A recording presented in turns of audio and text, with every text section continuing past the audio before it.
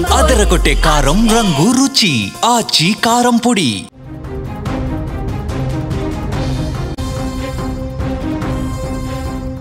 హైదరాబాద్లో ఓ యువతి అర్ధరాత్రి తాగి రెచ్చిపోయింది. అత్యంత రద్దీ ప్రాంతాల్లో ఒకటైన జూబ్లీ హిల్స్లో కారుతో బీభత్సమే చేసింది. మద్యం మత్తులో కారు డ్రైవ్ చేసిన యువతి వేగంగా వచ్చి అదుపు తప్పి కరెంటు స్తంభాన్ని బలంగా ఢీకొని బోల్తా పడిపోయింది. కారు నడుపుతున్న సమయంలో యువతి మద్యం సేవించినట్లుగా పోలీసులు ప్రాథమికంగా గుర్తించారు. అధిక వేగంతో వస్తోంది, మద్యం మత్తులో ఉంది. కారు ఒక్కసారిగా కరెంటు స్తంభాన్ని ఢీకొట్టి అదుపు తప్పి మొత్తం రివర్స్లో పడిపోయింది. విద్యుత్ స్తంభాన్ని ఢీ కొట్టడంతో కారు పల్టీలు కొట్టి రివర్స్ అయిపోయింది. ప్రమాద తీవ్రతకు కారు బోల్తా పడినప్పటికీ కారులోని ఎయిర్ బ్యాగ్స్ ఓపెన్ కావడంతో తెరుచుకోవడంతో ఆ యువతికి స్వల్పంగా గాయాలయ్యాయి. స్వల్ప గాయాలతోనే బయటపడింది. అయితే ఆ యువతి డ్రైవింగ్ సీట్లో ఇరుక్కుపోయింది. ఫస్ట్ ఇట్లా బోల్తా పడినప్పుడు డ్రైవింగ్ సీట్లో ఇరుక్కుపోయింది, బ్యాగ్స్ ఓపెన్ అయిపోయాయి, స్వల్పంగా గాయాలయ్యాయి. అయితే బయటకు రావడానికి ఇబ్బంది పడుతున్న సమయంలో అక్కడ స్థానికులు గుర్తించి అద్దాలు పగలగొట్టి ఆమెను అతి కష్టం మీద బయటకు తీశారు. గాయపడినటువంటి యువతిని వెంటనే చికిత్స నిమిత్తం ఆసుపత్రికి తీసుకెళ్లారు.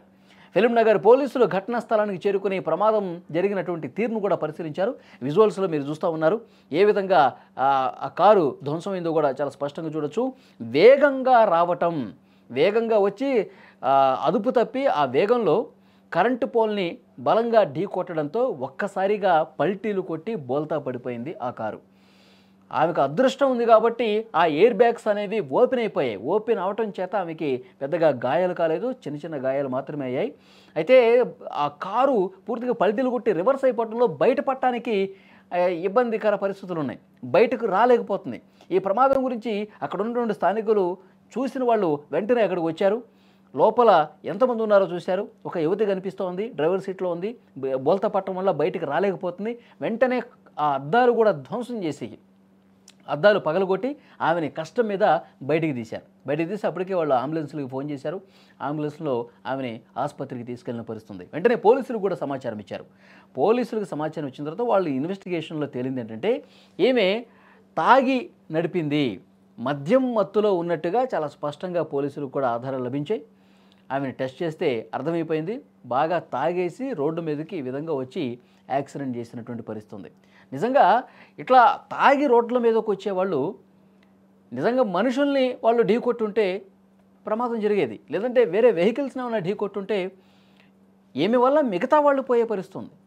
కాబట్టి తాగి డ్రైవ్ చేసే వాళ్ళకి ఎన్నిసార్లు పోలీసులు చెప్పినా, డ్రంక్ అండ్ డ్రైవ్ కేసులు పెట్టినా, ఎన్నిసార్లు జైల్లో వేసి వాళ్ళకి శిక్షించినా మారటంలా ఇష్టం వచ్చినట్టుగా తాగటం, రోడ్ల మీదకి వచ్చి వాళ్ళ ప్రాణాలు పోవటమే కాదు పక్కన వాళ్ళ ప్రాణాలు తీసే పరిస్థితి కూడా ఉంది.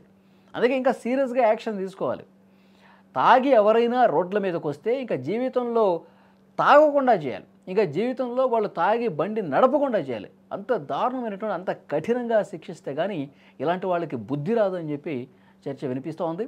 ఆమె మీద డ్రంక్ అండ్ డ్రైవ్ కేసు నమోదు చేసి ప్రస్తుతం ఇన్వెస్టిగేట్ చేస్తూ ఉన్నారు. వాళ్ళకి అర్థమైంది పూర్తిగా ఫుల్గా మద్యం మత్తులోనే కారు నడిపిందన్నది కూడా ఆధారాలతో సహా బయటకు వచ్చింది. ప్రస్తుతం ఆ ఎయిర్ బ్యాగ్స్ ఓపెన్ కావటం వల్ల అంత కరెంటు స్తంభాన్ని బలంగా ఢీ కొట్టినా, పల్టీలు పడ్డా, కారు మొత్తం రివర్స్ అయిపోయినా ఆమెకి చిన్నపాటి గాయాలు అయ్యాయి.